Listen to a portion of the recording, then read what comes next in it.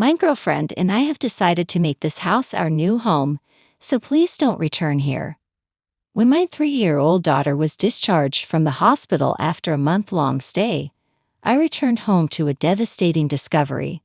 My husband was living with his mistress. I was shocked and hurt by my husband's betrayal. To add insult to injury, they both laughed at me, mocking my pain.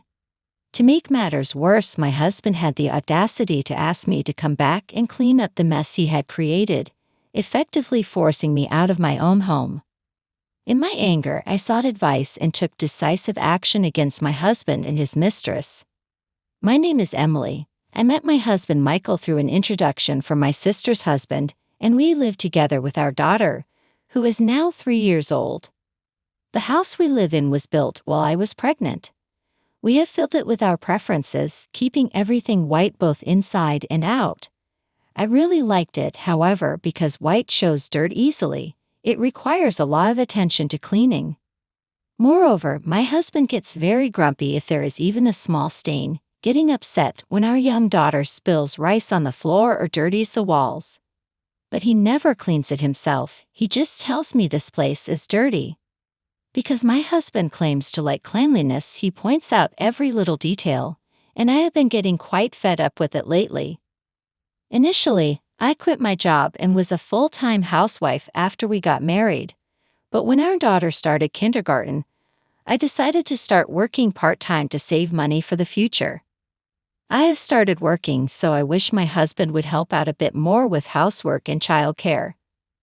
But according to him, the part-time job is something I decided to do on my own. Therefore, he left all the household and childcare responsibilities to me, just like before. One day, after sending our daughter to kindergarten, my sister and her husband, who lived nearby, were supposed to visit our house. I tried to tidy up the house as much as possible while helping my daughter get ready in the morning. My husband didn't like that our daughter was touching things with her messy hands and called me before he left for work, complaining that I wasn't disciplining her properly. Even though he used to adore our daughter when she was just born, lately he has been looking at her as if she is something dirty. I try not to show it on my face in front of our daughter, but his attitude has been really bringing me down. Because my husband complained I was running late to take my daughter to kindergarten and was in a hurry to get back home to meet my sister and her husband. They had decided to visit just 2 days before when they called to ask if I had time to meet. I thought they must have something to talk about, but when I saw them at the front door, I realized it was not going to be good news. I invited my sister and her husband into the living room, and although they complimented our always clean house, their expressions remained stern. After I served them coffee, my sister's husband finally gathered the courage to speak. Actually, I've heard some not-so-good rumors about Michael. What he said next was unbelievable. Apparently, my husband was having an affair with a coworker. My husband was originally introduced to me by my sister's husband, but he wasn't directly acquainted with him. It was through a mutual friend of theirs, my husband's brother, in other words, my brother-in-law. My brother-in-law's friend works at the same company as my husband, and he had heard some bad rumors from a colleague. One of the colleagues said that a female coworker had been going around saying she has a boyfriend in the company, and it seemed like she was talking about my husband. Just as my brother-in-law's friend was trying to discreetly find out if the rumors were true, he accidentally stumbled upon my husband and the woman together.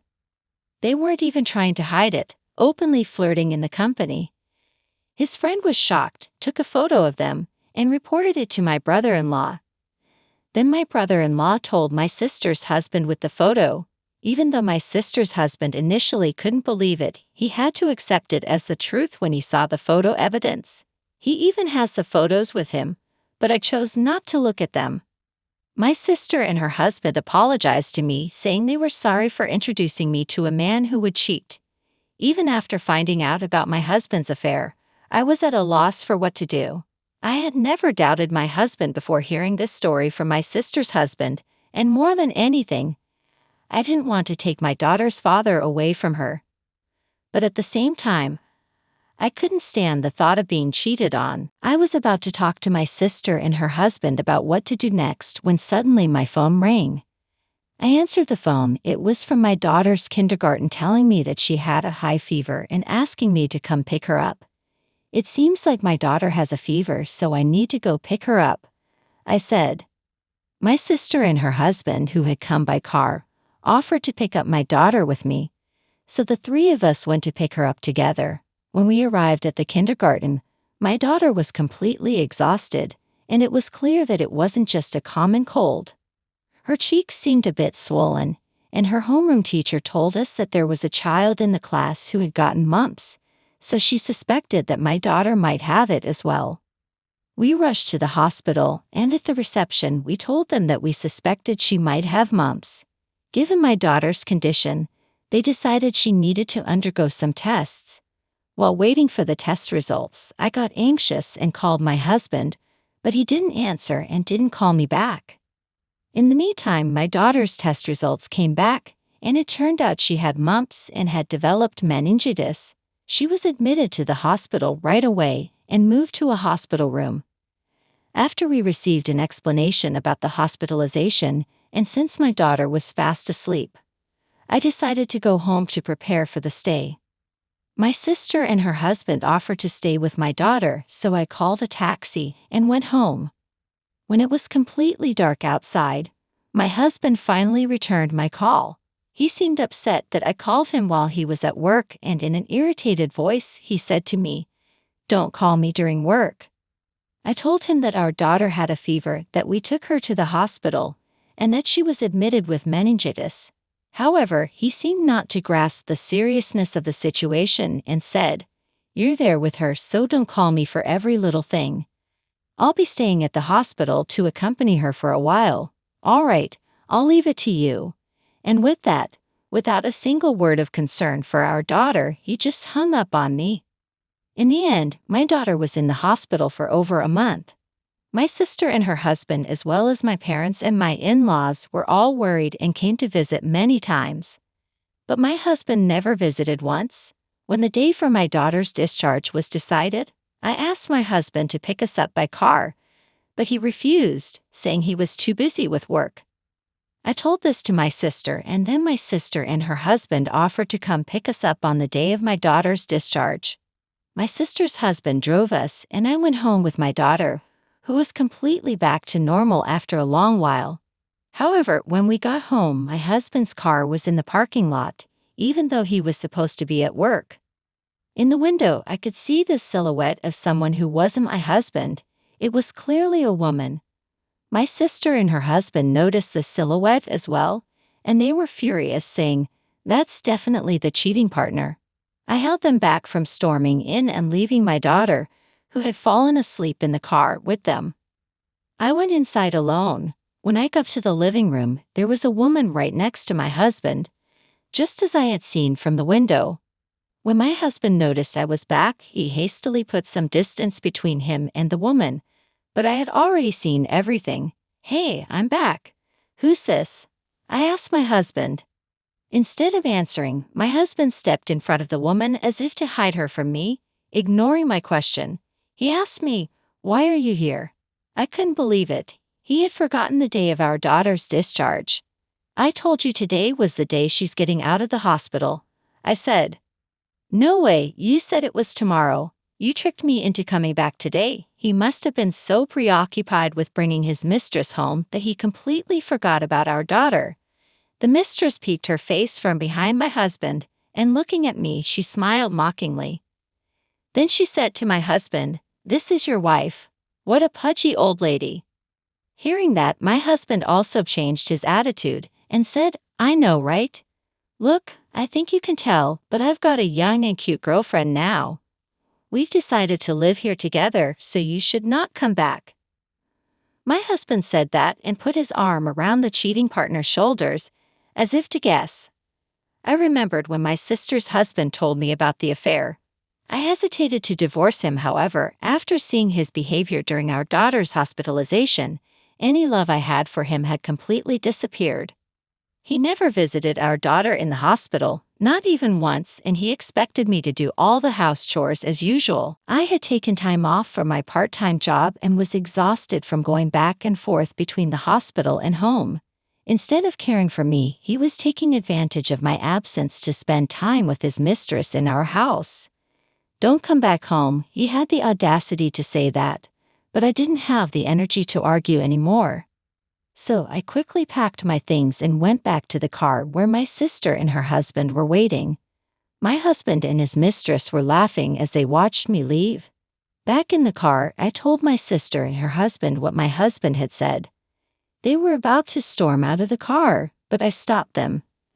I didn't want my daughter to see her father like that, so I asked my sister and her husband to take us to my parents' house.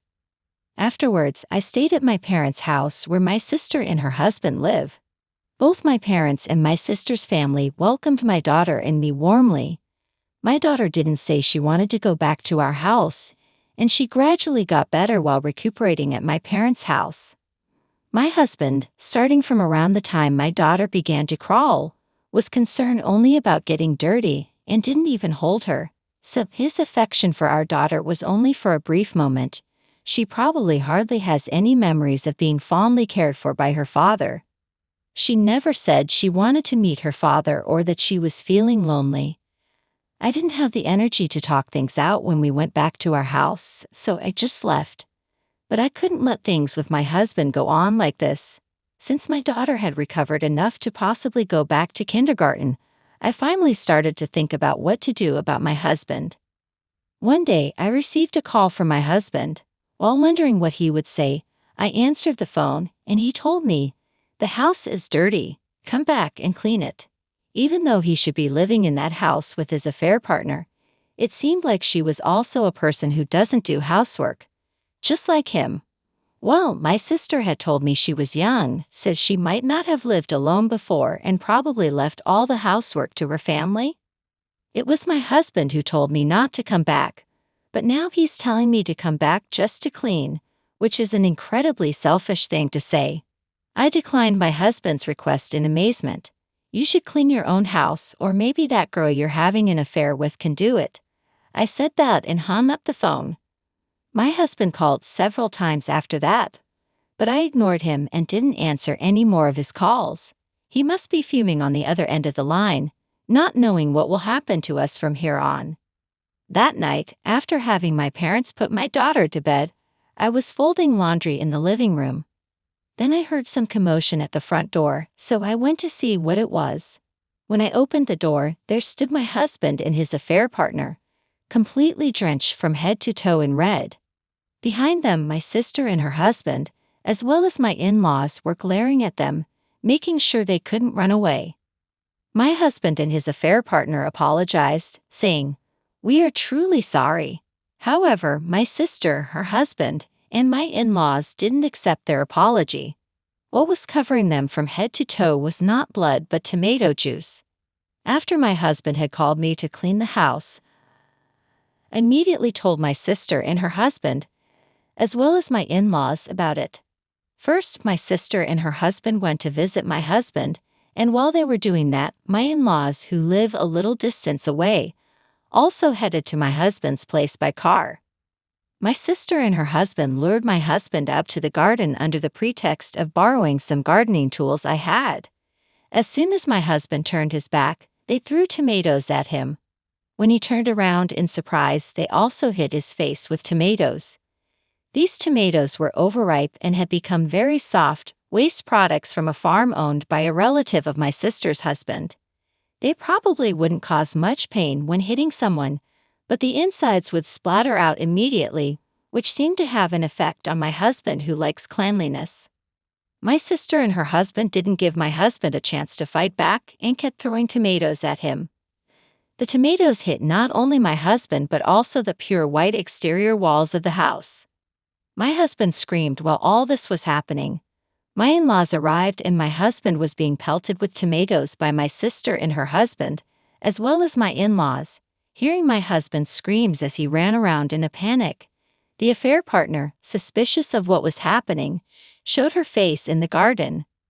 Then she too was hit with tomatoes. She tried to escape back into the house, but my sister dragged her back out into the garden.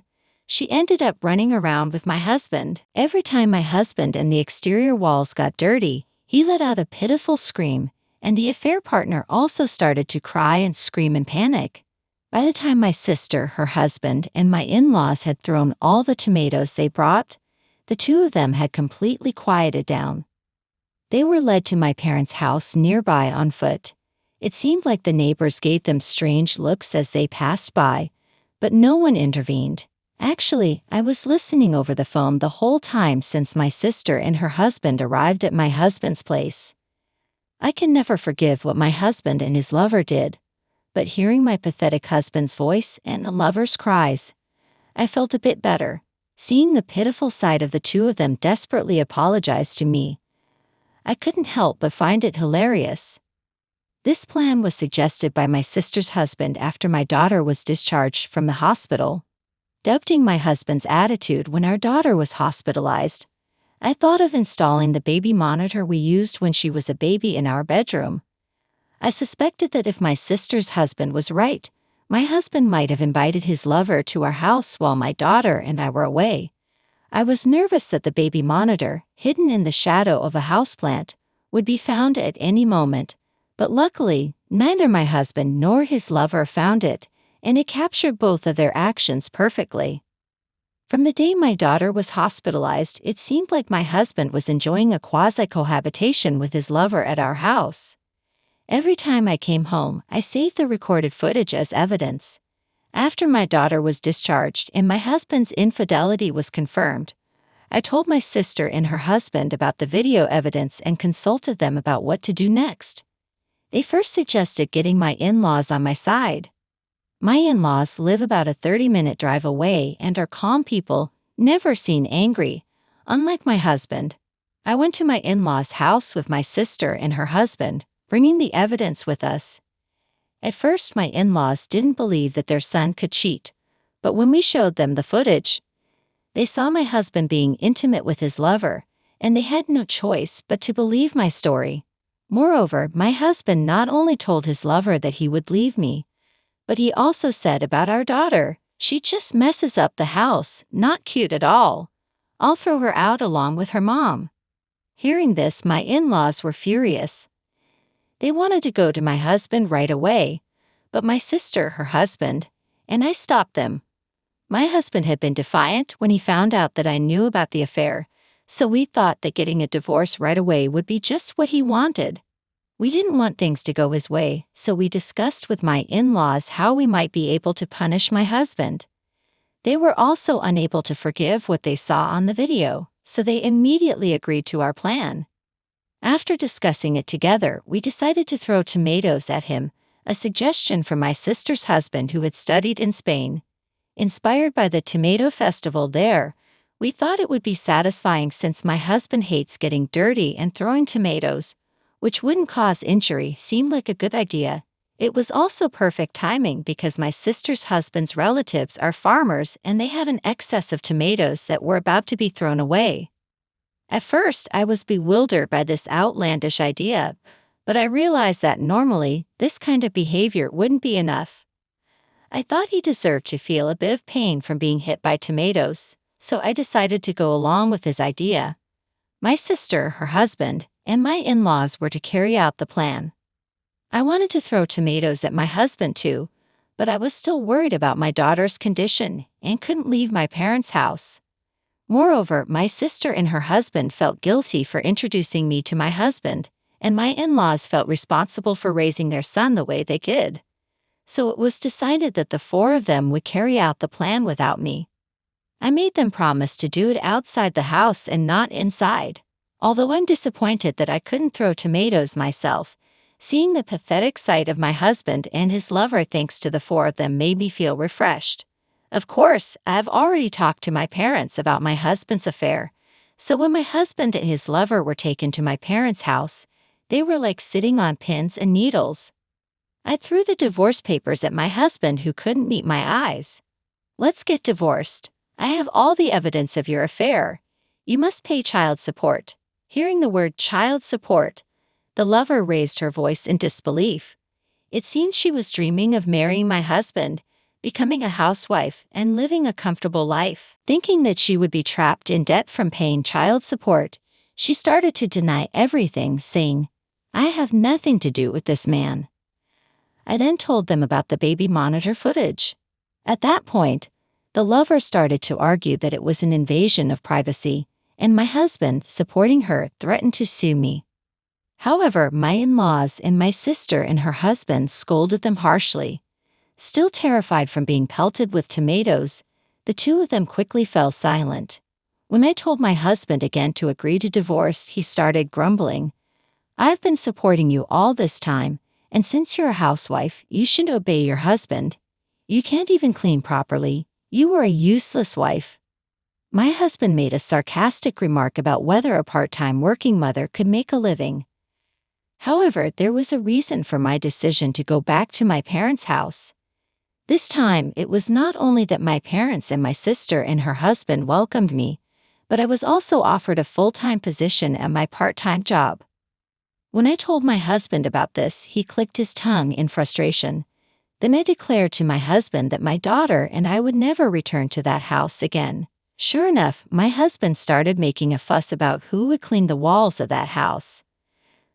But after all, it was my husband who cheated, and he was entirely at fault.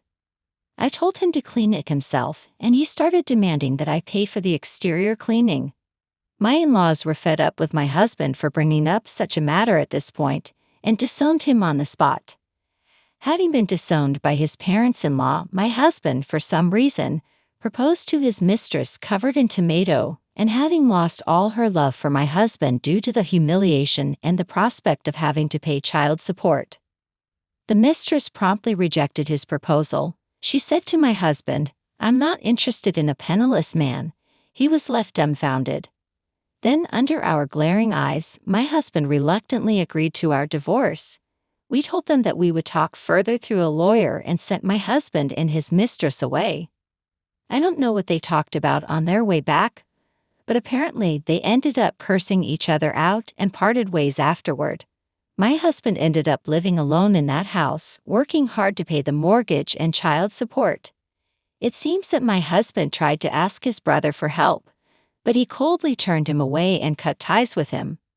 Now my husband had no family to rely on.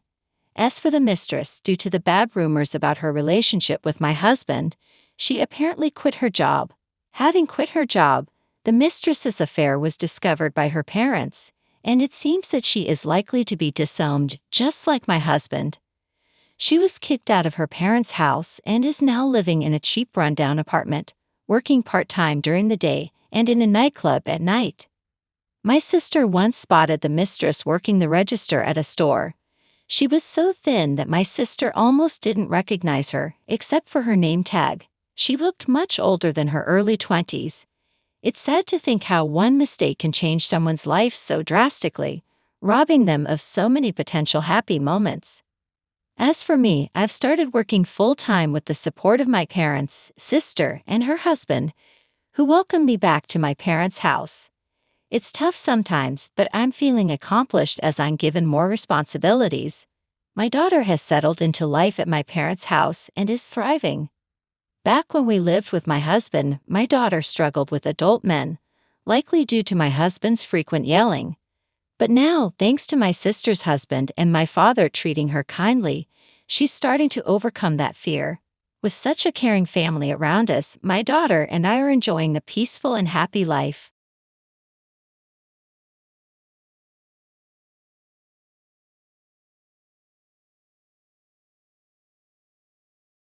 I never thought my world would crumble in the dead of night, in our own garage. The scene before me was like a twisted nightmare. There, entangled in the backseat of our family car, were Ethan and Grace, my husband and sister. The pain of betrayal struck me like a physical blow, leaving me gasping for air. My name is Ava Carter, a 28-year-old nurse, married to the man I thought was the love of my life. Ethan was my high school classmate, someone I barely knew back then, but when he re-entered my life years later, he came as a whirlwind romance that I naively believed was fate.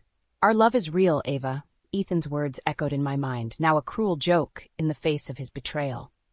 Our love story began innocently enough. Ethan approached me after graduation, his charm and attentiveness sweeping me off my feet. He was the popular guy in school, the kind that every girl dreamed of. But me? I was just Ava, the quiet one. His interest in me was baffling, yet intoxicating. Why me? I had asked him once, my insecurities surfacing. Because I fell in love, he replied, his gaze holding mine, convincing and sincere. Or so I thought. The doubt I carried was partly due to my sister, Grace. Beautiful, outgoing, and the polar opposite of me. She was the one who always shone, effortlessly attracting attention. When I turned to her for advice about Ethan, her words were encouraging, yet somehow patronizing. "He's serious about you. Who would chase a girl for months for a fling?" she had said, her words tinted with a hint of condescension. I wanted to believe her, to believe that someone could truly love me for me. Ethan's kindness in our first year together only solidified my trust. He was the perfect boyfriend, showering me with attention and surprises. Every anniversary, every birthday was a celebration of our love. But after we got married, everything changed. "Can't you at least help with the cleaning? It's your house too," I pleaded with Ethan on countless occasions. He earned less than me, spending most of his time idly while I worked exhausting shifts at the hospital. But he shrugged off my requests, his once sweet words turning into sharp retorts. "You're the one who's good at it," he'd say, his voice laced with annoyance. The emotional toll was immense. My once fairy tale romance had turned into a draining, one-sided relationship. Ethan's transformation from a loving partner to a freeloader was gradual but relentless. The worst part? I started believing that maybe it was my fault, that maybe I wasn't enough. That night, the night I caught them, was supposed to be like any other. I woke up to find Ethan's side of the bed cold and empty. A sense of unease led me to the garage, where I heard them before I saw them. The sight of Ethan and Grace together shattered any illusions I had left. "Be gentle, Ethan," Grace's voice was a whisper, but to me it was a scream that tore through my heart. I stood there, frozen, as the truth revealed itself in the most horrifying way. They didn't see me. They were too lost in their own world of deceit. I closed the garage quietly, locking them in their den of betrayal. Rushing to my parents' house, my mind was a whirlwind of emotions: anger, sadness, disbelief. My parents and Mark, Grace's unsuspecting husband, were waiting, their expressions grim. Mark held a recording device in his hand, and the voices of Ethan and Grace filled the room, discussing their affair with a casual cruelty that made my skin crawl. I knew then what I had to do. Revenge was the only path left for me. I wanted them to feel the pain they inflicted, to understand the depth of their betrayal, and I was ready to do whatever it took to make that happen. "Let's make them pay," I said, my voice steady despite the storm raging inside me. And so the plan for retribution began. As the sun peeked through the curtains the next morning, my resolve hardened. The man I had loved, Ethan, was nothing but a mask, and Grace, my sister, a serpent in disguise. I replayed their secret conversations, each word a dagger to my heart. "You're just too good at this, Ethan." Grace's voice from the recording mocked me. Ethan's laughter followed. "Only for you, Grace." The memories of our relationship, once sweet, now turned bitter. Ethan and I had started as friends, and his pursuit seemed so genuine. He was the popular one, the golden boy, while I remained in the background, unnoticed. His sudden interest in me was like a dream come true. I was flattered, overwhelmed, and eventually in love. "Why me?" I had asked him more than once. "Because you're different, Ava. You're real," Ethan had said, looking into my eyes with such intensity that I believed him. That belief was my downfall. But Grace, she was the epitome of confidence and allure. She had always been the center of attention, effortlessly stealing the spotlight. When Ethan came into my life, her advice was laced with subtle jabs, undermining my self-esteem while pretending to be supportive. "Take a chance, Ava. Ethan seems different," she urged, her smile not quite reaching her eyes. I remembered how Ethan's behavior started changing after our marriage. The sweet gestures and thoughtful surprises became rarer, replaced by indifference and neglect. I was left to manage everything, from household chores to finances, while Ethan lounged around, his job at his father's company more of a time pass than a career. "We need to support each other, Ethan. Can't you see I'm struggling?" I had pleaded with him countless times. "You knew I wasn't the domestic type," was his cold reply. My efforts to involve him in our life were met with resistance and anger. His once loving words turned into harsh criticisms. His hands, once gentle, now raised in threat. I remembered the fear, the sense of walking on eggshells around my own husband. "You're better off doing it yourself. You don't want me to mess it up, do you?" Ethan's words were a constant reminder of my supposed inadequacy. The realization that it was all a charade to get close to Grace hit me like a tidal wave. Their affair wasn't just a fleeting moment of weakness. It was planned, nurtured in deceit. They used my love, my trust, as a stepping stone for their sordid affair. Grace's words from the recording played in my mind. "I've always admired how easily you manipulate, Ethan." His response was a chilling confession. "And I admire your ability to play the innocent sister." The plan for revenge took shape in my mind, clear and precise. I couldn't let them get away with their treachery. They needed to understand the pain they had caused, the lives they had shattered. It was time for their facade of love to come crashing down. "I will make them regret every lie, every deceit," I whispered to myself, a vow that I intended to keep. The morning light did nothing to ease the storm inside me. As I sat with Mark, my parents, and the recording, a plan began to take shape. It was more than just a need for revenge. It was a quest for justice, for exposing the lies that Ethan and Grace had woven so skillfully. "Did you know about this, Mark?" I asked, my voice barely a whisper. "I had my suspicions," Mark confessed, his eyes dark with pain, "but I never imagined the depth of their betrayal." My parents, always supportive, looked at me with a mixture of sadness and resolve. "We're here for you, Ava, whatever you need," my father said, his voice firm. It was a surreal moment, hearing the supportive words of my family while grappling with the betrayal of those I had loved. Ethan's true nature was a bitter pill to swallow. He was no longer the man I married, but a stranger with a charming facade. "Our anniversary, it was all a lie, wasn't it?" The words tumbled out of me, a mixture of anger and heartbreak. "He never cared about the marriage, Ava. It was all a game to him." Mark's voice was heavy with unspoken emotions. The conversation shifted to the specifics of our revenge. It had to be meticulous, leaving no room for Ethan and Grace to escape the consequences of their actions.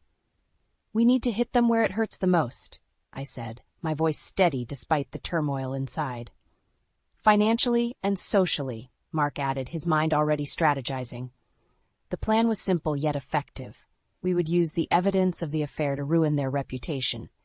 Ethan's job at his father's company would be the first target. With the recording and my testimony, it would be easy to convince his father of Ethan's true character. "Grace won't get away with this either," I said, a cold determination settling over me. Mark nodded. "I'll file for divorce and make sure she doesn't get a penny." The thought of confronting them was both terrifying and exhilarating. I wanted to see the shock on their faces when they realized their world was crumbling. I wanted them to feel a fraction of the pain they had caused me. "Let's do it. Let's bring them down," I declared, my voice filled with a newfound strength. My parents agreed, their support unwavering. "We'll stand by you, Ava, always," my mother said, her eyes glistening with tears. The meeting ended with a plan in place. It was time for Ethan and Grace to face the consequences of their actions. They thought they could use me and get away with it. They were wrong. I would make sure of that. The day unfolded with a tense anticipation. I waited for the moment when Ethan and Grace would realize their carefully constructed world of lies was about to collapse. My heart raced with a mix of fear and vindictive satisfaction. In the late afternoon, the confrontation took place. Ethan and Grace, looking disheveled and confused after being released from the garage, were summoned to my parents' house. They walked in, not knowing that their lives were about to change irrevocably. "What the hell, Ava? Why did you lock us in there?" Ethan's voice was filled with anger and confusion. Grace added, her voice dripping with feigned innocence, "Ava, we were worried sick about you. Why did you run off like that?" Their acting was almost convincing, but I knew better. "You're worried about me? That's rich, coming from you two," I replied, my voice cold and unwavering. Mark stepped forward, his presence commanding. "We know about the affair. All of it."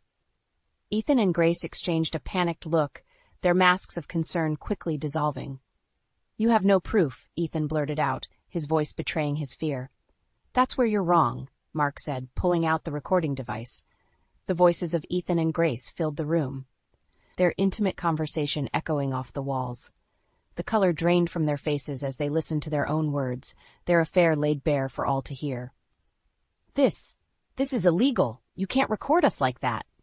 Grace stammered, her composure shattered. I stepped closer, my anger boiling over. You think that matters now, after everything you've done? You used me, Ethan. You used our marriage to get to my sister. And you, Grace, how could you do this to me? To Mark? My voice was a mixture of rage and heartache. Ethan's defiance crumbled, replaced by a desperate plea. Ava, please, I didn't mean for it to happen. It just did. And you, Grace? What's your excuse? I demanded, my gaze fixed on her. Grace's eyes darted around the room, seeking an ally, finding none. It was a mistake, Ava. I never meant to hurt you. A mistake? You call an ongoing affair a mistake? My words were sharp, cutting through the room. Mark intervened, his voice calm but firm.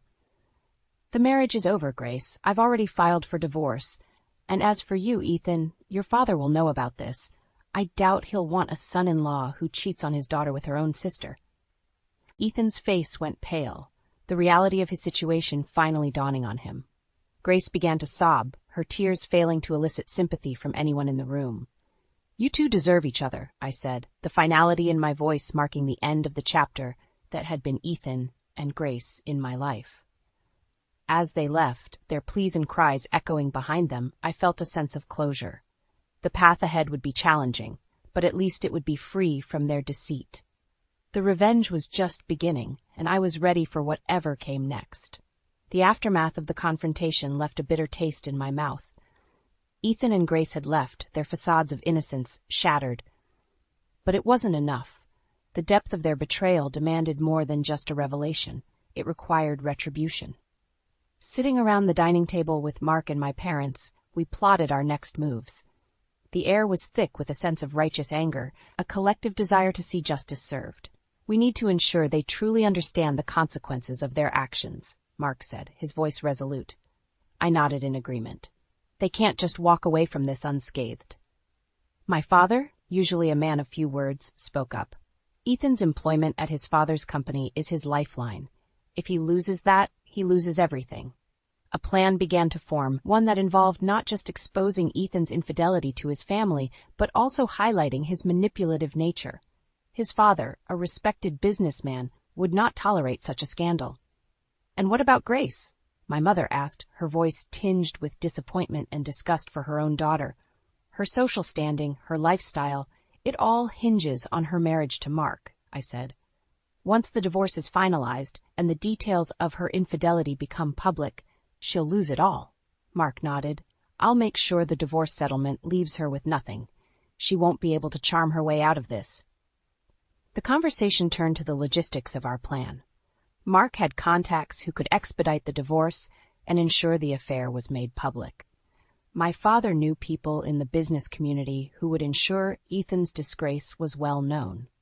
It was a meticulous plan, cold and calculated, but it was justified. Ethan and Grace had played with our lives, and now they would face the repercussions. Are you sure about this, Ava? My mother asked, concern in her eyes. Yes, I replied, my voice steady. They need to learn that actions have consequences. They can't just use people and expect to get away with it. As we finalized our plan, I felt a sense of empowerment. For too long, I had been the victim of their deceit, but now I was taking control. Ethan and Grace would soon learn the true cost of their betrayal, and I would be there to witness their fall. The following days were a whirlwind of activity as our plan was set into motion. Mark, with his connections, expedited the divorce proceedings and ensured that the details of Grace's infidelity became public knowledge. The reaction was immediate and scathing. Grace, once a social butterfly, found herself ostracized, her friends turning their backs on her in disgust. Meanwhile, my father used his influence to spread the word about Ethan's behavior. Soon enough, the scandal reached his father's ears. The disappointment and anger in his father's voice were palpable when he called Ethan for a meeting. I cannot believe you would stoop so low, Ethan, his father had said, according to what I heard later. You have not only shamed yourself, but our entire family. Ethan's pleas fell on deaf ears. His father, a man of principles, could not overlook such a grave transgression. Ethan was promptly removed from his position in the company, his future in tatters. As for Grace, the reality of her situation hit her hard. The luxurious life she had enjoyed was slipping through her fingers like sand. Her husband, whom she had deceived, was now her ex-husband, and he made sure she left the marriage with nothing but her personal belongings. The day of reckoning came when I encountered Ethan and Grace together, looking defeated and desperate. They had come, hoping for some form of forgiveness, a chance to explain themselves. "Ava, please, you have to understand," Ethan began, his voice trembling. "You don't get to ask for understanding, Ethan. Not after everything you've done," I cut him off, my voice cold and unyielding. Grace was next, her eyes brimming with tears. "Ava, I'm your sister. Please, can't we just talk about this?" "You ceased to be my sister the moment you betrayed me," I said, the finality in my voice leaving no room for argument. They tried to plead, to reason, but it was useless. The damage was done, their actions irredeemable. They had played a dangerous game and lost everything. "You both made your choices, and now you have to live with them," I said, turning away from their pleas. As I walked away, leaving them behind, I felt a sense of closure. The weight of their betrayal would no longer hold me down. They had received their due punishment, and I could finally move on. Ethan and Grace had thought they could manipulate those around them without consequence. But they were wrong. They learned the hard way that deceit and treachery come at a price they would now pay for the rest of their lives. In the weeks that followed, the dust began to settle. Ethan and Grace, now pariahs, faced the harsh reality of their choices. Their fall from grace was a tale whispered in hushed tones among our acquaintances, serving as a stark reminder of the consequences of betrayal and deceit. Meanwhile, I found myself in a period of reflection. The intense emotions that had fueled my desire for revenge gave way to a quiet introspection. I had sought justice, and in many ways I had achieved it. Yet, the victory was bittersweet. There was no joy in seeing the downfall of people I once loved, only a profound sense of loss and a desire to move forward. I threw myself into work, finding solace in the routine and the sense of purpose it brought. My colleagues noticed the change in me, a newfound strength and resilience that had emerged from the ashes of my old life. One day, after a particularly grueling shift, I sat down with a close friend and coworker, Lisa, who had been a pillar of support through everything.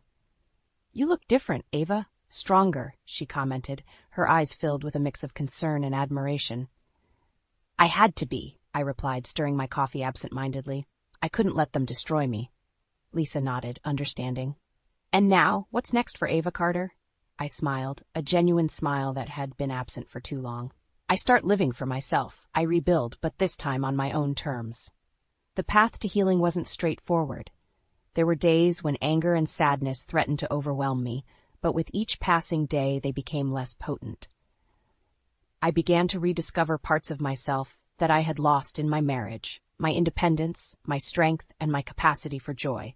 Months passed, and life found a new rhythm.